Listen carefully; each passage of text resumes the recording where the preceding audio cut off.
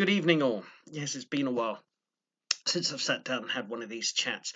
We're coming to the end of the school holidays here, and it's taken up quite a bit of my time. My two sons, my cats who are trying to become YouTube stars. One of them has had an injury recently, and we've had to care for her. She's got the cone of shame round her neck and everything. And also, I'm having quality time with my wife because she's really important. And if it's a cross between ranting to you on YouTube and spending an evening watching Bodyguard, I'm doing the latter. But anyway, here we are, my final instalment of Top 10 People Who Define the Progressive Left. And number 10 is, drumroll please, let's build up the tension, it is Jack Smith the Fourth. Why him? Well, I could have mentioned anybody else actually. It's not really about Jack Smith the Fourth. He's just a kind of cutout, an avatar for a type of left-wing alt media journalist. I could have mentioned Hassan Piker or Francesca Ramsey or Paul Mason or Jared Holt or any of the guys from Buzzfeed, Huffington Post, Vox, Slate, now this, Young Turks, and any of the MNTV Decoded. I could have mentioned any of these because pretty much they all do the same thing, and they're pretty interchangeable as well. But I've selected Jack Smith the Fourth because I think he embodies the kind of progressive left journalism in the alt media that is worrying. Only because I'm referring mainly to his hit piece on Jordan Peterson, his hit piece. So this is reason one why this kind of journalism is defining the modern progressive left. One, it's mainly about hit pieces. So I liken alt media journalists on the left to beaters who are, in hunting parlance, they're the people that go out into the fields and heathers and the woods, and they beat the ground trying to scare the pheasants and the ducks and the other fowl that the hunters are going to blast in the air. So they're the ones that are kind of flushing out the targets for the hunters, and that's pretty much what the alt media do, is that they find things that they don't like, they declare it a problem, and they kind of whip up some frenzy about it. So Jack Smith the Fourth, long before Cathy Newman did a hit piece on Jordan Peterson, where he basically lied. There's no no pussyfooting around here. He lied. I mean, the only thing he took from 12 Rules of Life was the first chapter about lobsters, and he kind of spun this into a kind of alt-right fascist warning about Jordan Peterson. And this is what he does, and this is what other people do. So, who cares about the alt media? Anyway, their readership, their circulation isn't much. I mean, this is something that was put to me this week.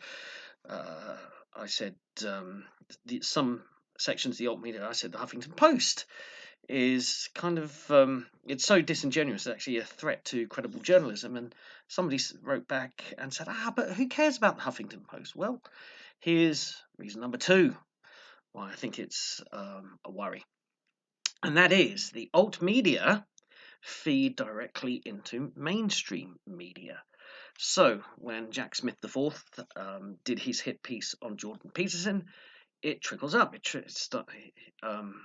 It starts elevating Peterson's profile, but it's the invented profile that the alt media have done. So I think, was it Slate who did a follow-up interview with Peterson where Peterson really did stand his ground? I mean, Smith didn't even bother interviewing him. He just made up a bunch of stuff and put that to air.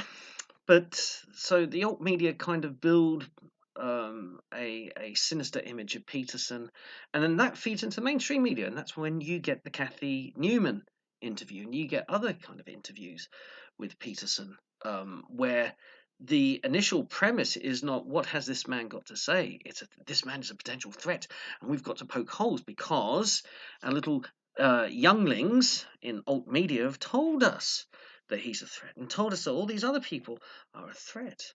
So it trickles up. So from the alt media, from the Huffington Post and Slate and Vox, they are feeding into the mainstream media. The mainstream media sort of glean around looking for stories.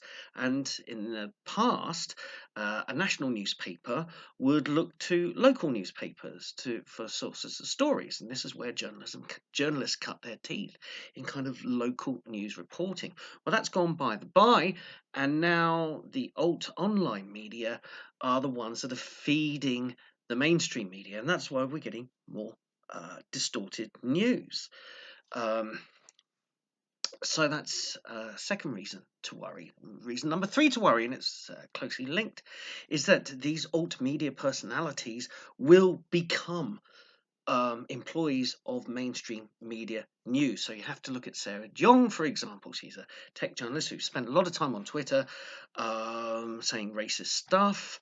And then now she's on the editorial board of the New York Times, no less. We're seeing other alt journalists, people who began in that way. And I'll refer back to number one in the series, Owen Jones. Now he is a mainstream Guardian columnist, op-ed writer, and he's getting on to the BBC, where he can moan and demand that certain journalists in the BBC be sacked.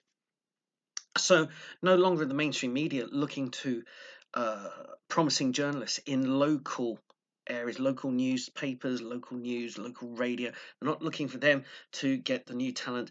They're again looking at the alt media of the left-wing alt media.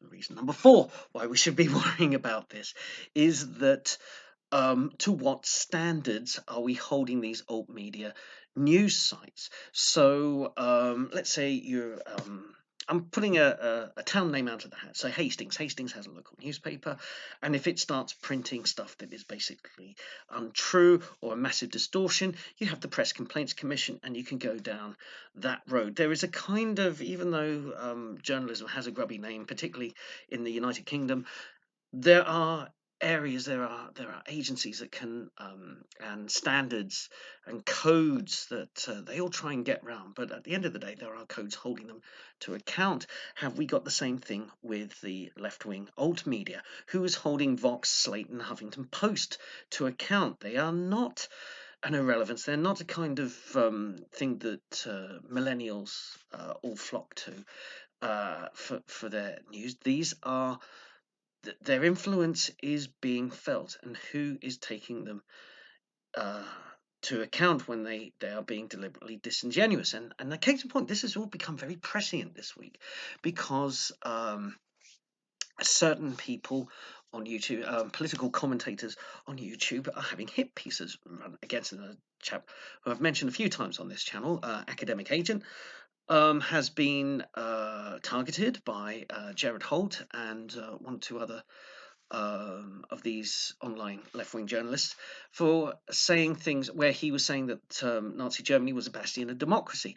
This isn't true, because I actually had a discussion with him on Twitter. I had a discussion with Academic Agent on Twitter where we were talking about the dangers of plebiscites and democracy.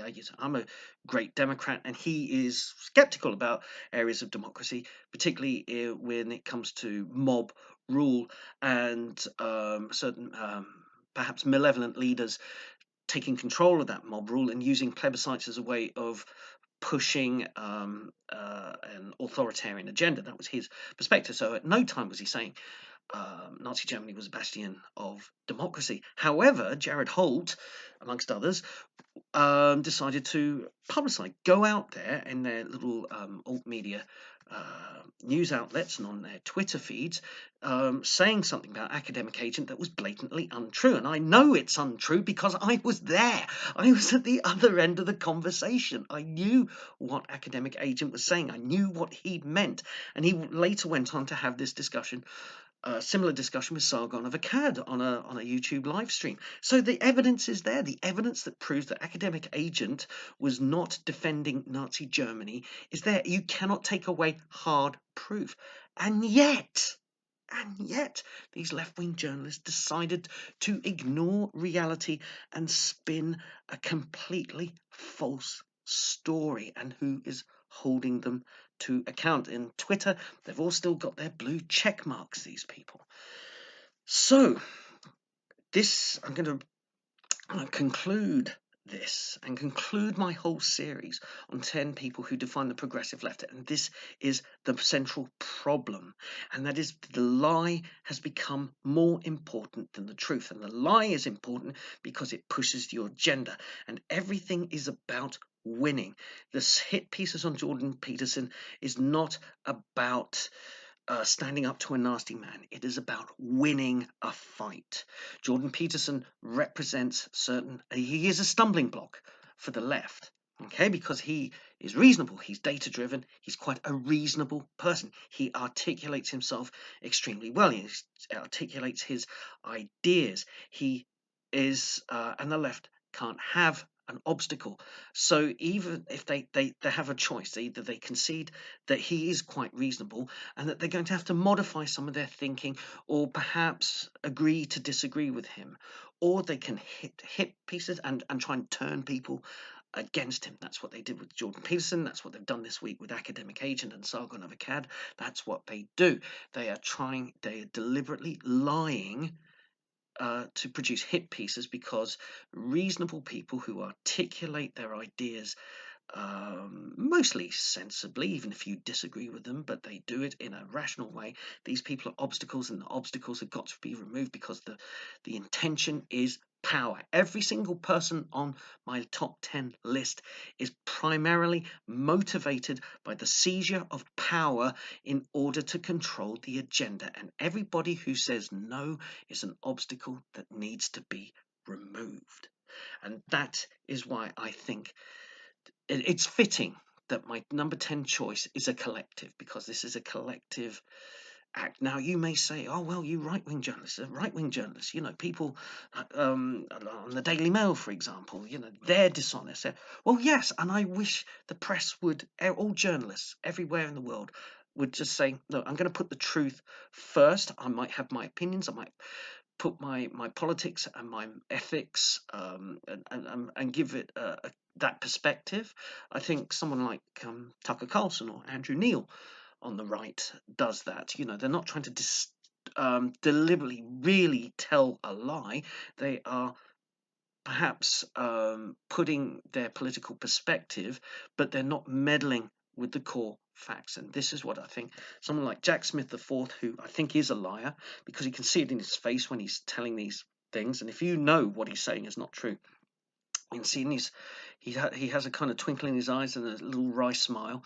The more he lies, the more the little smile and the eye. The eyes do. Okay, that's a impression of Jack Smith IV's disingenuous smile. Okay, so that wraps up this. There'll be another video, hopefully over the weekend, and then I'm going to begin a new series, the 10 most effective people in combating the left. I've got to think of a better title, but it's the 10 people who are the best at confronting the left today. So that's my next top 10 list, but there'll be one or two other videos in between. So anyway, that's good night for me. I'm going to enjoy the rest of the school holidays, and I shall see you soon. Bye.